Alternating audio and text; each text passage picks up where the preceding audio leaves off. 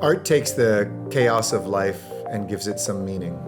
It tells you something you didn't know, and reminds you what you thought you know isn't necessarily true.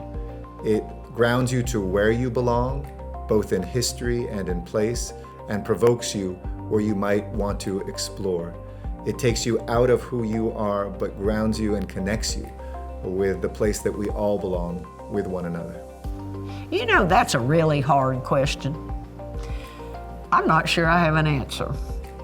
The only answer I can think of is that the experience of living with art and being in art really transcends every creative project I have, every dream I've ever built.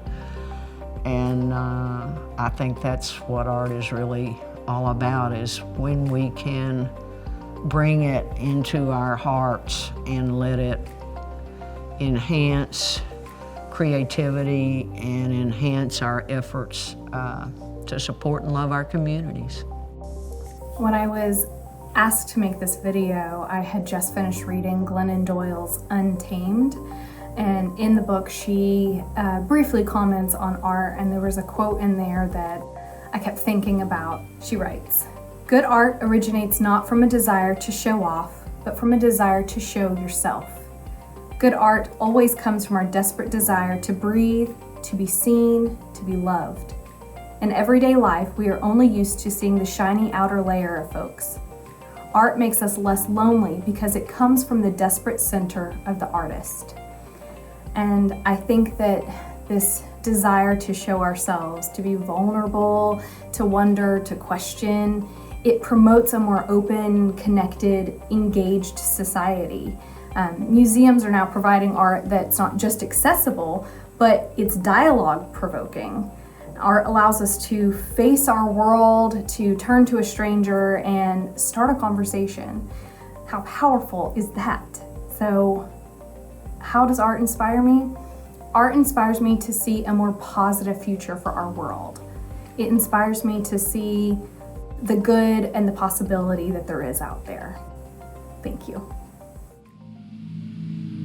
In all of my artwork, I invent and immerse myself and the viewer in the worlds that I would like to see become the status quo. These worlds allow me to upend dominant histories and propose a future where otherwise marginalized figures become front and center and become the role models for building supportive networks, compassionate leadership, and creative innovation.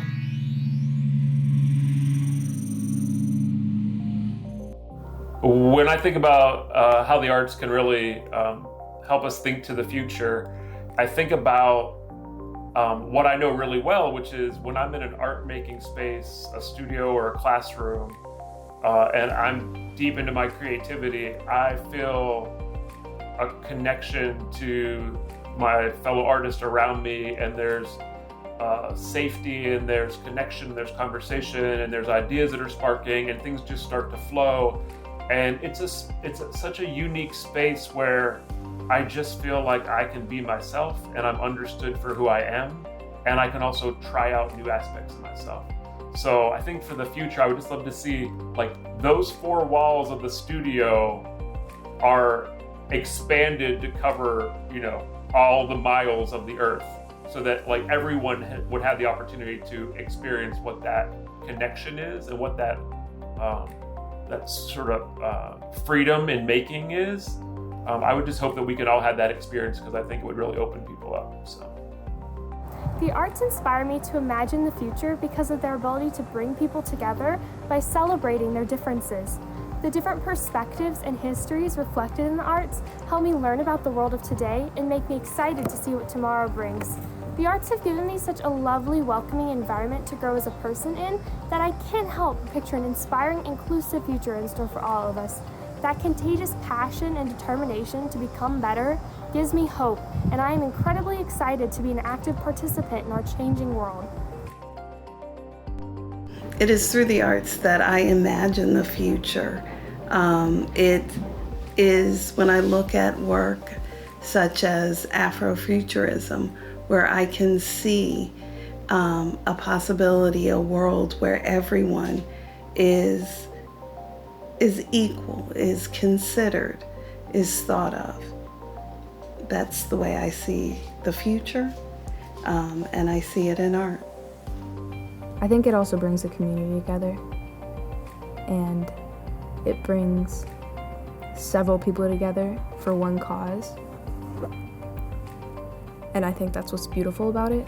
It is truly the soul of the community, and you get to express what is going on in your community. Art helps me expand my imagination, and that helps me see my future in the present moment. It helps me remember that things have meaning, and artists are always working with new ideas, they're unveiling, they're risk-taking, and that helps me process the world around me. We often think of the arts as documenting a heritage, but the arts can also be a way of thinking, a way of looking at the present and imagining something new. And if you look back at our history and you look at the major social movements that have brought good change in society, the arts have always been there. They've been leading the way. And I think that's how art can inspire us. I think that art is dualistic in nature, by which I mean that it allows us to simultaneously dream of utopias while critiquing the present and the past. It also opens up a space for dialogue, for discovery, and for emotion. It's kind of interesting because I just recently opened up an exhibition entitled Innocence and Everything After. And I feel like the idea for this exhibition really speaks to the question. My idea was that we all return to a state of childhood innocence in order to restore an open-mindedness that children possess. And with that open-mindedness, I thought that we would have a conceptual space for reimagining and rethinking the present and the future. There's also an amazing Louise Bourgeois quote that really sums up an answer to the question as well. Art is restoration.